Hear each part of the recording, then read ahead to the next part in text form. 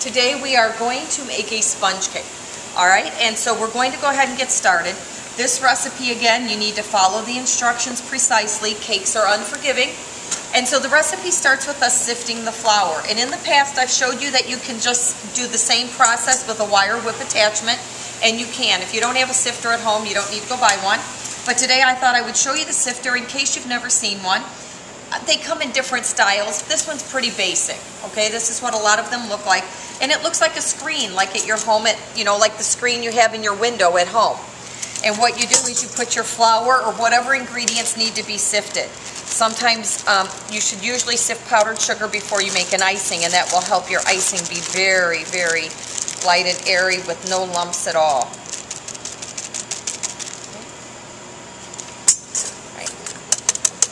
So you just do this, and if you look in here, you can see how light that looks compared to in here. All right, because it just forces air between all the little particles of flour and gets out all the lumps. And even then, it doesn't look like there's any lumps, but then when you put it through a screen, you do see that there were lumps.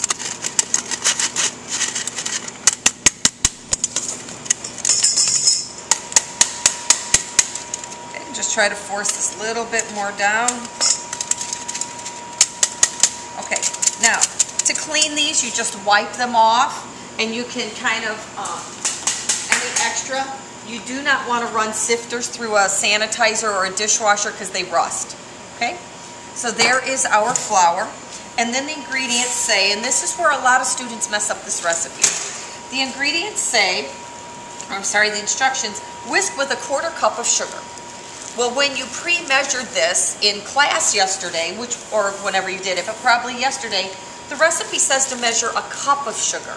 So the students just open the bag, dump it in, and then don't read that it was only supposed to be 1/4 cup of sugar in this cake. So it's very important that either when you're doing your mise en place that you separate your sugar and put it in 3 different bags because you need it in 3 different places, or you remember to measure as you go. So I need 1/4 cup of sugar. So I'm going to measure that and put that in here.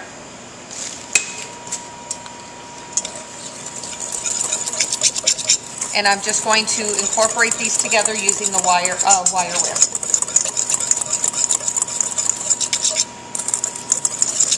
Okay. So we're just going to set this aside because we need that later. Next, it tells us to get another 1/4 cup of sugar. And this is where students go, what do you mean another 1/4 cup of sugar? I put the sugar in the bowl, all right? Well, again, only 1/4 cup was supposed to be in there. So students just run to the canister and get another 1/4 cup of sugar, and they don't tell anybody that all their sugar's in there, and then they ask me, what went wrong with our cakes? Like they don't know. So here's our other 1/4 cup of sugar. I'm going to set this aside, because this is getting beaten with our egg whites when we make an egg white foam. So in here is our last 1/2 cup of sugar. And this is going in here with our egg yolks. And I've already put the egg yolks in there. This recipe requires no measuring, or no math, no math, which is nice. So that's 6 egg yolks. All right. And we are supposed to beat these on high with a paddle attachment.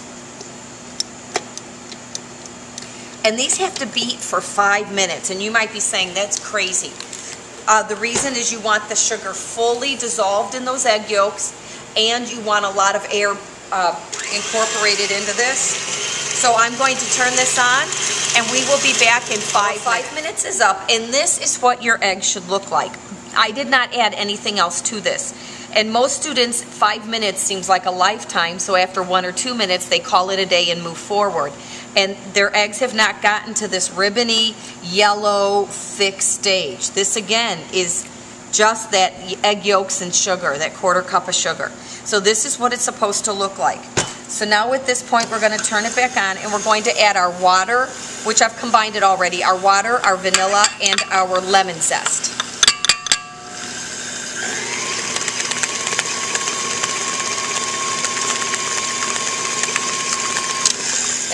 And again, that's nice and quick.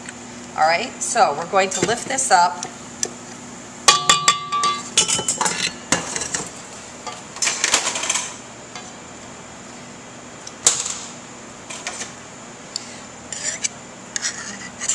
And get as much batter off this as you can, because that's, you know, pieces of cake.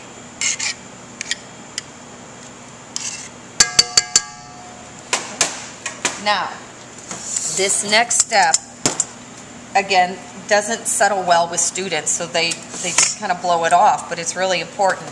We're going to sift this on top of this, and we're not going to stir.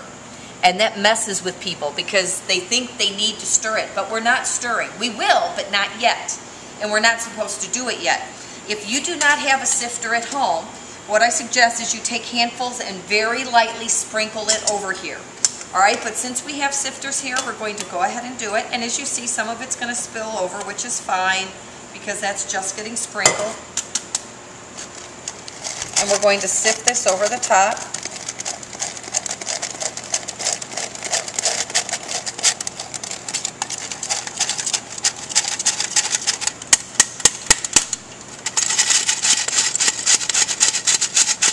And again, this is going to keep this cake very nice, light, and airy, all right? Okay. So, don't stir, just leave it be, all right? Okay, going to bowl number 3 for this cake. So you can see this recipe makes a lot of dirty dishes, all right? We are going to go to bowl number 3 and a wire whip attachment because we are going to beat our egg whites into a foam. All right, so here are our 6 egg whites. Now, we did not demonstrate how to separate all of these. Your teacher will have gone over that with you. Or you may have done that in a previous lab. But again, there can be no egg yolk at all. Not one tiny dot of egg yolk can be in these. If there are, that means there's fat in here because egg yolks are almost all fat. And fat inhibits or stops the formation of air. It will not allow this egg white foam to beat into the stage that we need it because the fat will inhibit it. One tiny, tiny pin dot will inhibit it. All right, so if your egg whites do not beat up like they're supposed to the egg white foam, I can tell you right now, you got egg yolk in it. All right, so the first thing you do is you beat it to the foamy stage, which means it should look like bubble bath. So you can put your mixer on high, and it'll take about 1.5 minutes. So we'll be back when they look like bubble bath. Okay, our egg whites look like bubble bath. So when they look like that, you want to add the cream of tartar, which is a white powder. It's in the spice section, you know, at the grocery store or at your kitchen at home probably. And cream of tartar comes from grapes, actually. It's tartaric acid. And cream of tartar is a stabilizing agent which keeps these bubbles from breaking so they don't pop as, you know, they'll hold their shape, their form. So I'm going to turn this on high, and it's going to take a couple of minutes and we're going to beat this until we get soft peaks. And soft peaks means that when you pick this up, it'll make like you've seen ice cream cones, soft serve, how they have the little curly Q at top. Well, we want the little curly Q to fold over. All right, so we'll come back. You can beat this on high speed, and we'll be back when we have soft peaks. Okay, we are back, and we have beat this to soft peaks. And if you can see, I'm trying to see, on the rubber scraper, it falls over. It doesn't stand straight up. All right, so when you get to that point, all right, and it's just a little soft, like you can see there, it's folding over. Now it's time to add our sugar. Remember the 1/4 cup of sugar we set aside at the very beginning? We're going to add that sugar to our meringue or our egg white foam. Now, if you add all this sugar at once, it's going to break a whole bunch of bubbles, and you don't want to break any bubbles. So we're going to add it slowly, and then we're going to beat this until we have, at high speed, until we have stiff peaks, and that's when it stands straight up, all right, like the top of a mountain. So I'm going to turn this on and lightly sprinkle the sugar in here.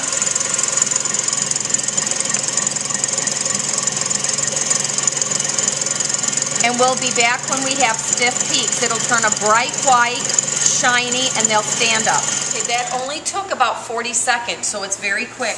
So what I'm going to do, I don't know if you can see in the video, but this is pretty shiny. I'm going to pick this up, and it stood straight up.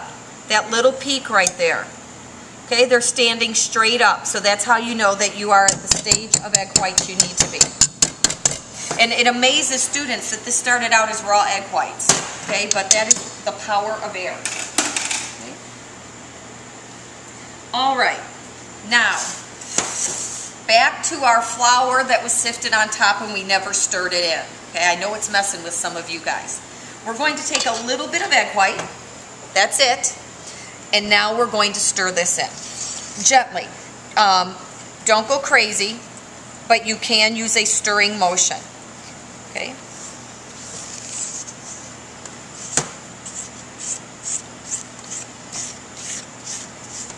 Okay.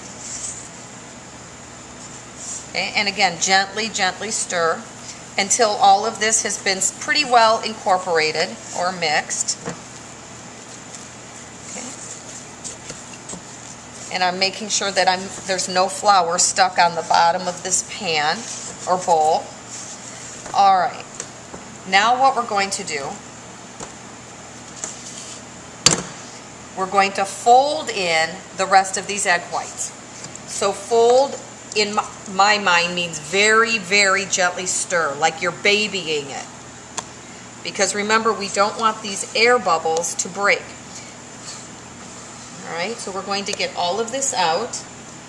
Now, if you remember, as we made this cake, there was no baking soda, there was no baking powder, and there's no yeast because it's not a yeast bread. So there's no leavening agent in here. So many students would say, well, is this cake going to be like a hockey puck? You know, because there's no leavening agent, and leavening makes it rise. Well, all of the air bubbles in this foam are going to get larger as they get hotter.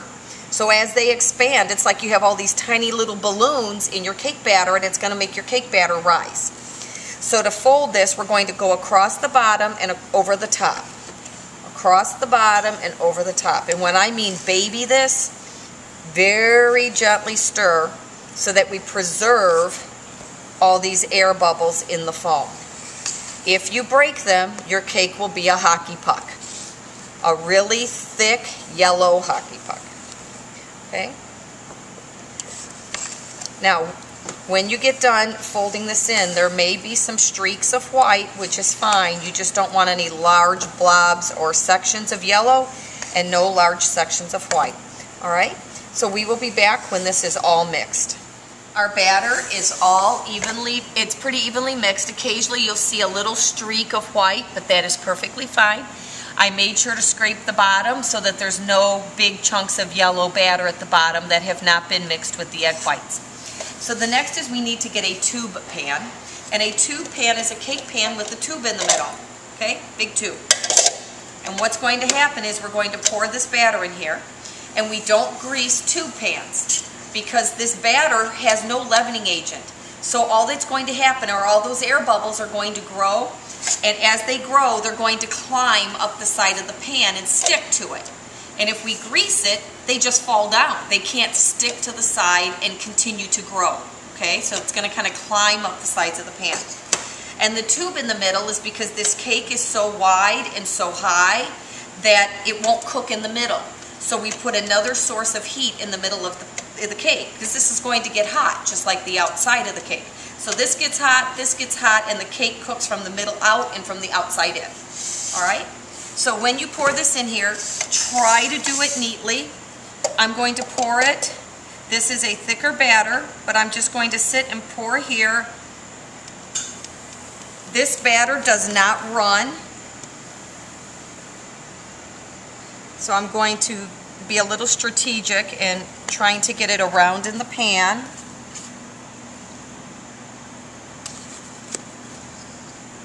And I will even that up. Now there's a lot of batter left in this bowl, and that is multiple pieces of cake. So I will get them in here.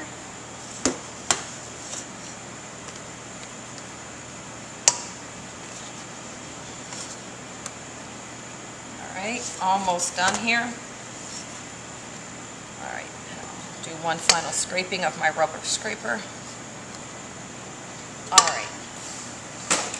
Now, if you spill any, and I just have a little bit here, but sometimes, you know, you miss and you get it all over the place, You want to wipe these down because they will burn in a heartbeat. All right, and then your cake will have a burnt taste to it. And since there's a lot, we were plopping this in here, you want to make sure there's no large air bubbles in your cake. So I'm taking a straight edge. You could use a butter knife, the handle of a fork, it doesn't really matter, something that can slice through this and break any really large air bubbles that might have happened as you were plopping the dough in here, because this dough doesn't really run. Okay. All right, just gonna clean up my edges. Okay. All right, this is going to bake for about a half hour, and you will be gone from class by then, so your teacher will take it out of the oven for you. These cakes have to cool upside down, because if we take it out of the oven, it's hot, right? Well, there's no leavening agent or anything to form that bridge, so the cake, as it cools, drops down. Well, we don't want it to drop down. We want it to stay tall. So we're going to flip it upside down after it's baked. It's stuck to the bottom, so it'll hang upside down and cool that way. And once it's cool, then it kind of locks all of the structure of the cake in place, and you keep your volume. Then you flip it back over and serve it. All right? So tomorrow we will show you how to get the cake out of the pan, and we will make our whipped cream frosting. Sponge cake is done, and it has cooled upside down, so when you flip it over, it still has its nice height. So to get this out of this pan, you take just a regular butter knife and go around the perimeter of the cake, and then you also go around the middle. Now, it's still stuck to the bottom of the pan, so you flip it over, and you just slide a knife in here and twist, and that'll lift right off. Okay. And now, since this pan is so tall, I'm going to keep my hand kind of under here to catch the cake as it falls. Oh, maybe this might work a little better. There it comes. There we go. All right, and there's your cake. Now, you will be cutting this for your classmates, so you're probably going to need about 24 pieces. You can count the number of people. And you always want to use a bread knife to cut because of the serrated edge, and you saw right through. Now, if you have 24 people, you can cut the cake in half like this, and then in half this way.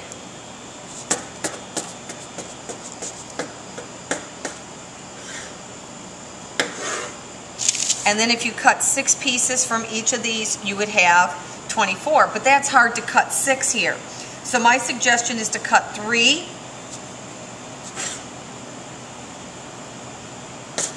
And then once they're flipped over, you can cut them in half. All right? So for presentation, I'm just going to leave it like this and put them like this. And then this recipe has us making homemade whipped cream. So I would like to also show you how to make real whipped cream, not the kind you just get. They do sell real whipped cream at the store, but Panera uses real whipped cream. It's in that can with the aerator, all right, to add the air. So I will be right back. We're back. Now, the trick to making this is you want your bowl and your wire whip attachment very cold.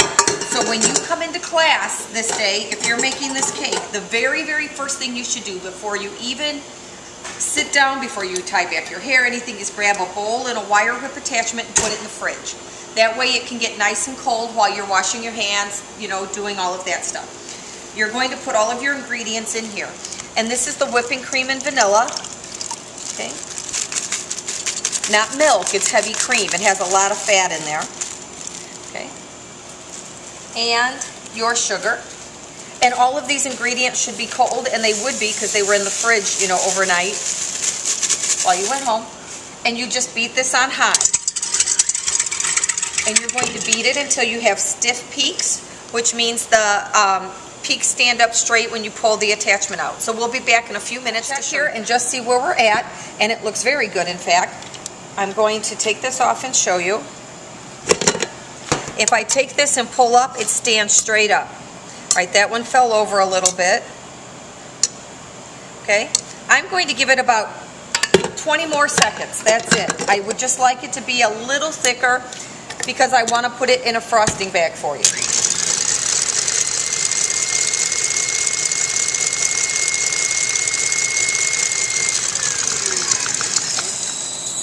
There we go. All right, real whipped cream. All right, so if you want for presentation, I like star tubes for this, so I got a very large star tube, and I got my disposable frosting bag and just cut a little off so I could drop the tube in. Now, so you don't get whipped cream all over the place, you're going to fold this down. All right, so you don't have to reach your elbow into a frosting bag, okay, to fill it.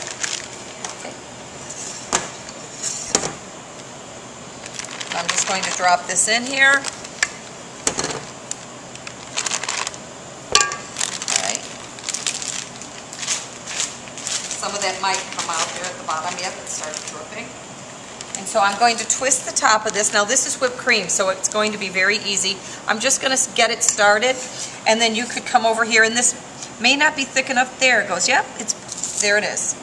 You could do that. You know, you could also just come to this corner and make a great big dollop. There's many different things you could do. All right? Just don't decorate the whole plate with whipped cream, because then it's overkill. Keep it simple.